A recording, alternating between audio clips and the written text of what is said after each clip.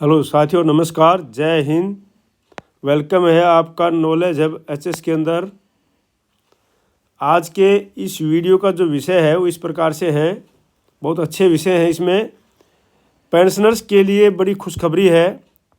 12 फरवरी 2026 को एक बहुत बड़ा फैसला आया है पेंशनर्स के हक में माननीय सुप्रीम कोर्ट का। उसके बारे में देखेंगे। फैसले क्या है, 1/1/1996 और 1/1/2006 से पूरा एरियर माननीय सुप्रीम कोर्ट ने देने के लिए कहा है। क्योंकि अभी तक तो माननीय सुप्रीम कोर्ट कहता था कि भाई जो तीन साल का ही एरियर मिलेगा, लेकिन इस मामले में पूरा एरियर माननीय सुप्रीम कोर्ट ने देने का है। और अगर लेट होते हैं तो 6% ब्याज के साथ, इंटरेस्ट के साथ। हाँ साथियों, बहुत अच्छा फैसला है, मैं आपको दिखाऊंगा। और 12 फरवरी को है, मैं आपको डेट के साथ में प्रूफ के साथ दिखाऊंगा साथियों। और 8वें वेतन आयोग में 1/1/2026 से लागू होगा। ये जो है 8वें वेतन आयोग की वेबसाइट के ऊपर डाल दिया गया है और रिटर्न में ये मिल गया है कि 1/1/2026 से ही सारे लाभ मिलेंगे, सारे जो एरियर वगैरह मिलेंगे। ये भी साथियों बिल्कुल ठीक है। दूसरा है, रिटायर लोग भी अभी ले सकेंगे कम्यूटेशन। हाँ साथियों, अगर आप रिटायर हैं, चाहे आप कभी के भी रिटायर हैं, ठीक है, तो वो फॉर्म भी इसके अंदर है। आप उसको डाउनलोड कर ले सकते हैं, स्क्रीनशॉट ले सकते हैं और आपको कम्यूटेशन मिल सकता है अभी भी। मान लो अभी आपको पैसे की आवश्यकता है और आप सोचते हैं कि मेरी पेंशन से रेगुलर 40% जो भी है कम्यूटेशन है आप लेना चाहते हैं, वो कटता रहे, तो अभी भी आप ले सकते हैं। वो फॉर्म इसके अंदर डाउनलोड है, इसके अंदर है, इस वीडियो के अंदर मैं आपको दिखा दूंगा। आप स्क्रीनशॉट ले सकते हैं, डाउनलोड कर सकते हैं, ठीक है साथियों। और दूसरा साथियों, हर साल बढ़ेगी सैलरी एंड पेंशन। हाँ साथियों, इसके लिए बहुत बड़ी मांग उठी है संसद के अंदर राज्यसभा में। तो वो भी मैं आपको दिखाऊंगा कि पेंशन और सैलरी हर साल बढ़नी चाहिए, क्योंकि DA/DR बहुत कम बढ़ रहा है, महंगाई बहुत ज़्यादा बढ़ रही है। और उसकी कंपेरिजन किया गया है कि भाई जो प्राइवेट संस्थाएं हैं उनके अंदर किस प्रकार से हर साल सैलरी बढ़ती है, तो उनकी पेंशन में कितना अंतर आ गया है। ये तो सांसद मोदी ने किया है, तो इसके बारे में आपको मैं दिखाऊंगा साथियों। दूसरा है fitment factor 2.94। NCGSM family unit की जो मांग थी वो पूरी हो गई है और लेटर जारी हो गया है। और वो बिल्कुल आपको एक एक चीज़ करके दिखाएंगे। NCGSM फैमिली यूनिट के माता पिता भी मिलेंगे, अभी शामिल होंगे। ये पूरी यूनिट मांग हो गई है और उसके अंदर फिटमेंट फैक्टर भी जो है 2.94 आएगा और फैमिली यूनिट भी 4.6 हो जाएगी। तो ये सारी चीज़ों को देखने के लिए साथियों पूरा चैनल में बने रहिए, लाइक कीजिए, सब्सक्राइब कीजिए, फ्री में डाउनलोड कीजिए कोई भी चीज़। लेकिन जो भी चीज़ है वो इन्फॉर्मेशन के लिए, नॉलेज के लिए, जानकारी के लिए साथियों, आपके उनके लिए, ठीक है। फिनेंशियल बेनिफिट तो साथियों सबसे पहले मैं आपको दिखा रहा हूँ कि ये है जो है माने आम आदमी के जो आम आदमी पार्टी के सदस्य राज्यसभा में सांसद राघव चड्ढा जी हैं, जिन्होंने राज्यसभा में कहा कि लोगों की सैलरी इन्फ्लेशन के हिसाब से हर साल बढ़नी चाहिए सैलरी पेंशन। इसके लिए सरकार को inflation linked salary revision act लाना चाहिए। ये माननीय सांसद महोदय हैं जो उन्होंने राज्यसभा में अपना ये वक्तव्य दे रहे हैं, तो ये पूरा उन्होंने, ठीक है ना। अब लोगों की सैलरी इन्फ्लेशन के हिसाब से हर साल बढ़नी चाहिए। तो साथियों देखो, ये उन्होंने डाटा भी किया है, ये डाटा है। डाटा के अनुसार देखो कि जब ये है गवर्नमेंट कर्मचारी, ये है गवर्नमेंट LDC क्लर्क है, और ये है प्राइवेट जो उनके बगल वाले स्विचर है जो कि उसको बदली करते हैं। जब ये दोनों गवर्नमेंट में आए थे तो दोनों की सैलरी बराबर थी, 38 हज़ार। तो 1 साल के बाद में क्या हुआ, 4 साल के बाद में, 4 ईयर के बाद में क्या हुआ, यहाँ पर तो सैलरी बढ़ी है। जो गवर्नमेंट में थे उनकी बढ़ी सिर्फ 43 हज़ार और इनकी बढ़ गई एनुअल हाइक्स के 50 हज़ार। इनकी होगी 50 हज़ार। जो प्राइवेट सेक्टर में थे उनकी होगी, बराबर के थे, बराबर एम्प्लॉय ज्वाइन किया था, उनकी होगी 50 हज़ार। स्मॉल चेंज हुआ। लेकिन 5 साल के बाद में क्या हुआ, 4 साल और अगले 5वें साल में, ये था 4th ईयर्स में, और ये आगे 5th ईयर में क्या हुआ, यहाँ पर तो इस 45 हज़ार इंक्रीमेंट लग करके और ये सीधी होगी 70 हज़ार।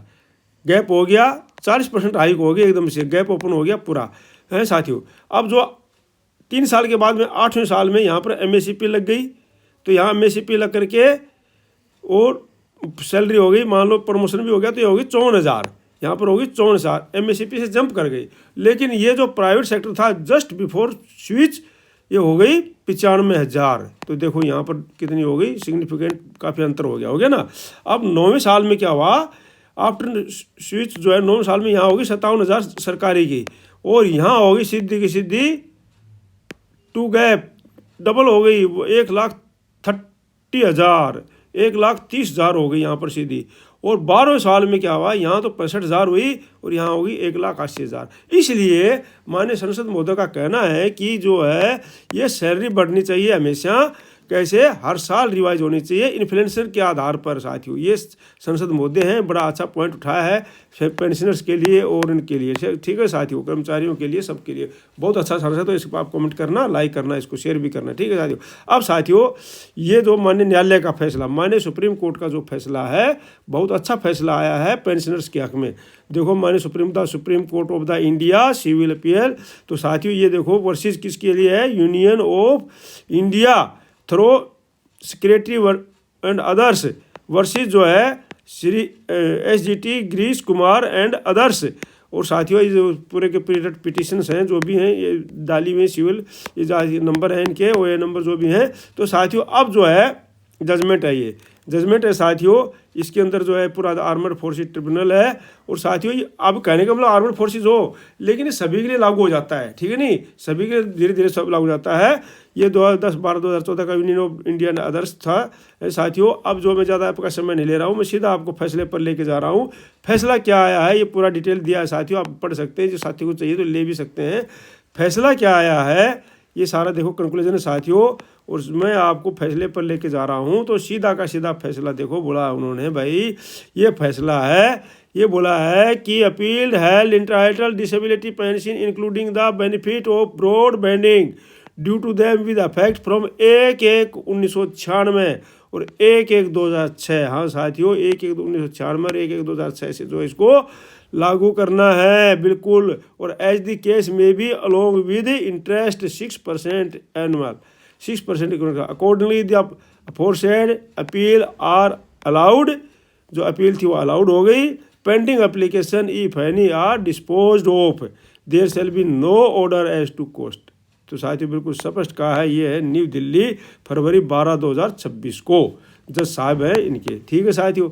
तो ये तो कोई लिपापोती नहीं है, कोई घुमाव फिराव नहीं है, स्पष्ट है। अब साथियों दूसरा इंफॉर्मेशन थी कि जो बेनिफिट्स मिलेंगे 1/1/2026 से। तो साथियों ये जो डाउनलोड किया गया है 8CPC की वेबसाइट से, और ये अप्रूव है, कैबिनेट के द्वारा अप्रूव है, ये कैबिनेट के द्वारा अप्रूव है सेंट्रल पे कमीशन का। तो साथियों ये लाइन आप देख लीजिए कि पे commission recommendation would normally be expected from 1/1/2026, 1/1/2026 से ये बिल्कुल लागू हो जाएगा, ठीक है साथियों। अब हो गया। अब साथियों दूसरा इंफॉर्मेशन ये है कि अगर आप कभी के भी रिटायर हैं, चाहे सिविल कर्मचारी है, चाहे पेंशन से रिटायर है, चाहे आर्मी से रिटायर है, या सिविल आर्मी, एयरफोर्स, नेवी से, ITBP, CRP से, सिविल से, किसी से भी, तो आपके लिए ये फॉर्म है। इस फॉर्म को लेकर के, ये प्रपत्र 2 फॉर्म 2 है, इसको लेकर के आप जो है अपना फॉर्म भर करके और अपना कम्यूटेशन अपने ऑफिस के द्वारा ले सकते हैं। ऑफिस में फॉर्म मिल जाएगा, कम्यूटेशन के लिए आवेदन कर सकते हैं। चाहे आपकी सेवानिवृत्ति के बाद तथा सेवानिवृत्ति की तिथि से 1 वर्ष के भीतर, सेवानिवृत्ति के 1 वर्ष के बाद में भी या 1 वर्ष के भीतर भी, दोनों परिस्थितियों में प्रस्तुत किया जा सकता है। यहाँ पर अपना नाम भर दीजिए, बड़े अक्षरों में नाम भर दीजिए, पद भर दीजिए, उसके बाद एड्रेस भर दीजिए, कार्यालय का ये जन्म तिथि, सेवानिवृत्ति की तारीख, ये सब चीज़ें भर दें हिंदी में साथियों। और इसकी जो आवृत्ति है ये एक्नॉलेज है, एक्नॉलेज भी इसमें है, तो इसको भी भर करके भेज दीजिए। और आप अपना गाइड करके अपने ऑफिस से वो करके आप इसको कर सकते हैं। दूसरा साथियों देखो बड़ी खुशी की बात है कि अभी जो विधायकों को भी एक बार ही पेंशन मिलेगी। अभी तक 5-5, 6-6 पेंशन लेते थे, तो ये बड़ा अच्छा जो है ये माननीय मुख्यमंत्री मोदी ने ये चीज़ को लागू कर दिया है कि भाई जो है ये पैसा बचेगा विधायकों को। क्या है, एक दिन भी विधायक बन जाते थे, सांसद बन जाते थे, तो पेंशन मिलती थी। तो ये बड़ा अच्छा इन्होंने लागू किया पंजाब में कि भाई जो है अभी सिर्फ एक ही बार पेंशन मिलेगी, चाहे आप 5 बार बने या 10 बार बने, 5 बार बने या 10 बार बने, पेंशन एक ही बार मिलेगी। तो बड़ा अच्छी चीज़ है साथियों, ये बड़ा अच्छा फैसला है। ये फैसला सभी स्टेट में लागू होना चाहिए और ये केंद्र में भी लागू होना चाहिए साथियों, अच्छी बात है। दूसरा साथियों देखो ये है TOR जो है इनको ये सब के लिए, रक्षा बलों के लिए, अखिल भारतीय सेवाओं के लिए, केंद्र सरकार के लिए, केंद्र शासित प्रदेशों के लिए, भारतीय सब के लिए मतलब। तो इसमें क्या था, ये मांग थी परिवार इकाई को 3 से बढ़ाकर 3.6 करना, ताकि माता पिता को भी उसमें शामिल किया जाए, क्योंकि अभी जो माता पिता को जो है शामिल नहीं था, उसमें थे कि उनके बच्चे और हो। तो अभी ये देखो, ये फैसला आ गया है, फैसला नहीं, लेटर जारी हो गया है, PIB रिपोर्ट जारी हो गई है। रक्षा मंत्री जी ने सैन्य अधिकारी सैन्य सभी भी है, सभी के लिए सरकारी आवास आवंटन हेतु परिवार की परिभाषा विस्तारित करने की स्वीकृति दे दी है, कि परिवार की परिभाषा को बढ़ाया जाए। उसमें किसको जोड़ा जाए, रक्षा मंत्री जी राजनाथ सिंह जी ने सैन्य अधिकारियों के सरकारी आवास आवंटन में परिवार की परिभाषा विस्तारित करने की स्वीकृति दे दी है। संशोधन परिभाषा में पति पत्नी आश्रित बच्चे तो पहले थे ही, उनके साथ में अतिरिक्त जो है माता पिता को, साथियों हाँ ये देख लीजिए आप, माता पिता को भी जो है उन्होंने जोड़ दिया है, माता पिता को। और यही डिमांड थी NCGSM की, तो 8th पे कमीशन से पहले स्पष्ट कर दिया है। अब जो अक्वायर्ड फार्मूला बनेगा, जो भी बनेगा, पहले 3 यूनिट का बना था, अभी माता पिता को जोड़ करके 4.6 यूनिट बनती है, वो मैं आपको आगे चल कर दिखाऊंगा। तो साथ ही उसके अंदर सो बिल्कुल उन्होंने बोला है भाई बहन के अनुसार माता पिता को भी शामिल किया गया है।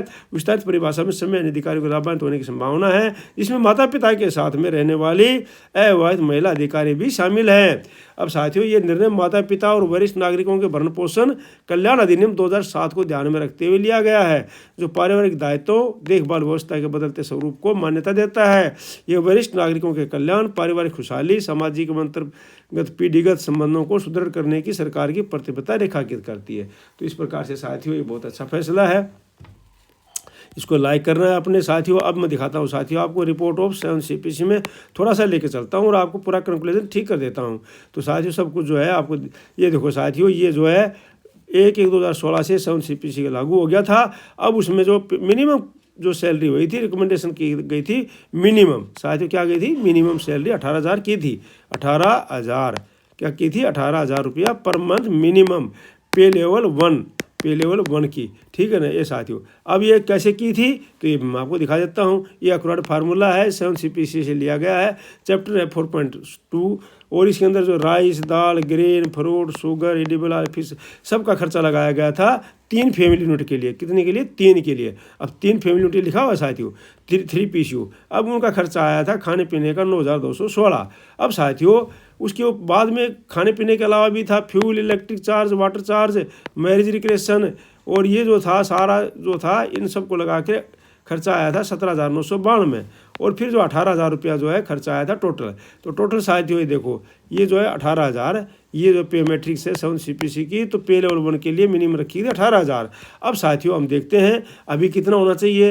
अब वहाँ पर कितनी थी फैमिली यूनिट, 3 थी ना साथियों। अब फैमिली यूनिट कितनी बन गई वो अभी आपको देखते हैं। अब फैमिली यूनिट क्योंकि उसमें क्या थे, माता पिता नहीं थे, माता पिता की डिमांड अभी आई है और ये लेटर भी अभी जारी हुआ है। तो माता पिता तो अभी ज्वाइंट हो गए, फैमिली के अंदर मान लिया गया, फैमिली यूनिट मान ली गई, NCGSM की मांग को मान लिया गया।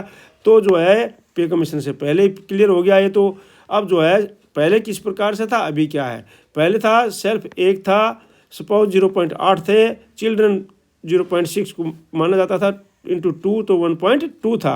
और जो है अब फैमिली यूनिट जो है 3 के अनुसार कैसे बनती थी, 1 और 0.8 और 1.2 लगा के 3 फैमिली यूनिट बनती थी साथियों। कितनी बनती थी, 3 फैमिली यूनिट। अब जो है 3 फैमिली यूनिट बनती थी। अभी जो है अभी फैमिली यूनिट बन रही है कितनी, देखो अभी सेल्फ हो गया 1, सपोज हो गया 0.8 और चिल्ड्रन 0.6, 0.2 तो 2 हो गया, 1.2 हो गया ये। अब जो है पेरेंट्स को ले लिया 0.8 के लिए, तो 0.8 इंटू 2 1.6 बढ़ गया। अब तीनों को जोड़ दिया, स्पाउस को सेल्फ को जोड़ दिया, स्पाउस को जोड़ दिया, बच्चों को जोड़ दिया 1.2 में, पेरेंट्स को जोड़ दिया 1.6 में, टोटल बन गया साथियों 4.6। अब फैमिली यूनिट बन गई 4.6। अब मान लो 4.6 तक 7 CPC के अनुसार हम चलते हैं, तो अभी मिनिमम सैलरी कितनी बनती है, मिनिमम बनती है पहले जो 1 यूनिट के लिए 3 यूनिट के लिए थे 18,000, तो 1 के लिए हो गए 6,000, डिवाइड कर दिया ना 3 से। अब जो 4.6 के लिए मिनिमम सैलरी बन गई 7 CPC की 27,600। अब इसको गुणा करेंगे किससे, 2.4 से करेंगे, 2.49 से, वो आपकी मिनिमम सैलरी आएगी। अब उसके अंदर 8 CPC में अब जो है क्यों करेंगे 2.4 से, क्योंकि हमारा जो फिटमेंट फैक्टर 2.94 निकल रहा है। 2.94 कैसे आ रहा है, अब फिटमेंट फैक्टर मान लो सब 3 यूनिट के लिए 8 CPC के मिनिमम फिटमेंट फैक्टर जो निकला था 1.92 प्रसिद्ध था, पॉपुलर था, बिल्कुल 1.92 फिटमेंट फैक्टर सभी मानते थे, मिनिमम था ये। अब हम उसी को लेकर चलते हैं तो 1.92 आ गया इसके लिए। अब इसको अगर 3 से डिवाइड करते हैं तो 0.4 आ गया ना एक के लिए, एक फैमिली यूनिट के लिए 0.4 आ गया। अब हमारी फैमिली यूनिट कितनी बन रही है, 4.6 बन रही है। तो 0.4 इंटू मतलब 64 इंटू 4.6, अब 2 कितना आ रहा है, 2.94 आ रहा है। फिटमेंट फैक्टर कितना आ रहा है, 2.94 आ रहा है। ठीक है साथियों। अब साथियों देखो ये आ गया। अब साथियों अगर वैसे भी हम निकालते हैं तो अभी हमारा जो है जैसे NCJS ने मांग की 3.6 होना चाहिए। अब 3.6 को भी अगर मानते हैं हम तो मान लो वो भी अगर मानती है सरकार, भाई बोलती है कि 4.6 वो नहीं मानेंगे, आपने जो मांग की है उतना देंगे पे कमीशन बोलता है, तो फिर भी कितनी बन रही है मिनिमम, कम से कम ये 18,000 को 3 से दिया तो 6,000 आ गई, और इसको 3.6 से गुणा कर दिया तो 21,600 आ गई ना। अब जो इस प्रकार से वहाँ आया था कितना फिटमेंट फैक्टर 2.7, 18,000 को 7 से डिवाइड किया था, ठीक है ना, ये याद है 21,600। अब जो है अगर हम मान लो 3.6 के अनुसार मानते हैं एक्वायर्ड फार्मूला के अनुसार, तो उसके अंदर आता है 2.28। 4.6 के अनुसार आता है कितना, 2.94, 2.94, और 3.6 के अनुसार आता है 228। ठीक है साथियों। अब ये 228 के अनुसार जो है मिनिमम मान लो बेसिक पेंशन बनती है तो एक सिपाही साहबान की वो बन रही है 46,655, और 7 से 8,000 को इसका बढ़ोतरी हो रही है। ठीक है साथियों। अब जो है एक्वायर्ड फार्मूला के अनुसार दिखा दिया मैंने आपको। ये 3 PCU है, 3 family unit, consummation unit 3% consume unit, ये है 3.6% कंज्यूम यूनिट। अब इसके अंदर जो आ रहा है 34,560 और इसके अंदर आ रहा है 41,500। ठीक है साथियों। अब जो है ये आप अपनी पेंशन भी देख सकते हैं, अगर कोई साथी एक्स सर्विसमैन है तो, या सिविलियन भी जिनकी साथियों की सब पेंशन इतनी आ रही है तो कैसे बढ़ेगी। अब ये पेंशन, ये रैंक है, सर्विस है, और ये जो है पेंशन है, और ये जो है 60% DADR के अनुसार अभी आपकी हो गई है, और ये जो हो गई है आपकी 8 CPC में। ठीक है नहीं, मतलब हो जाएगी, और इतना आपका अंतर आ जाएगा। तो साथियों ये भी जो होल्डर साहिबान से और कैप्टन साहिबान तक है, तो साथियों ये सब देख सकते हैं। अब साथियों मैं डिस्क्लेमर लगा देता हूँ कि भाई ओनली फॉर एजुकेशन पर्पज़ के लिए है, क्योंकि जो बेनिफिट मिलेंगे आपको वो किसके आधार पर मिलेंगे, ये सिर्फ एजुकेशन नॉलेज और इन्फॉर्मेशन के लिए है। जो बेनिफिट मिलेंगे जब पे कमीशन लागू हो जाएगा, सरकार सैंक्शन कर देगी, आपका PPO वगैरह, आपकी जो पे स्लिप वगैरह, आपकी जो पेंशन स्लिप वगैरह जो भी आ जाएंगी उनके आधार पर होगा। ये तो वीडियो सिर्फ आपको नॉलेज के लिए, जानकारी के लिए बनाए जाते हैं, ताकि ये नॉलेज रहे इन्फॉर्मेशन के लिए। तो साथियों चैनल को सब्सक्राइब कर देना, लाइक कर देना, शेयर कर देना। Thank you for watching video. May we long, God bless you. धन्यवाद। आपका दिन शुभ रहे। जय हिंद, जय भारत, जय पेंशनर्स। साथियों ज़्यादा ज़्यादा लाइक करके शेयर करना वीडियो को, ताकि जो सभी को इन्फॉर्मेशन मिलती रहे। Thank you for watching video. May we long, God bless you. धन्यवाद। ओहो बस चलो भाई अब चलते हैं। ओ मालिक तेरा सहारा रे प्रभु,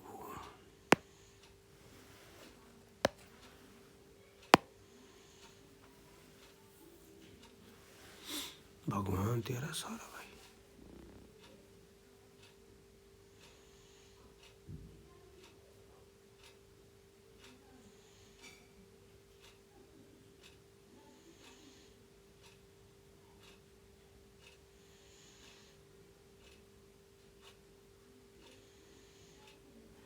वैसे चला था।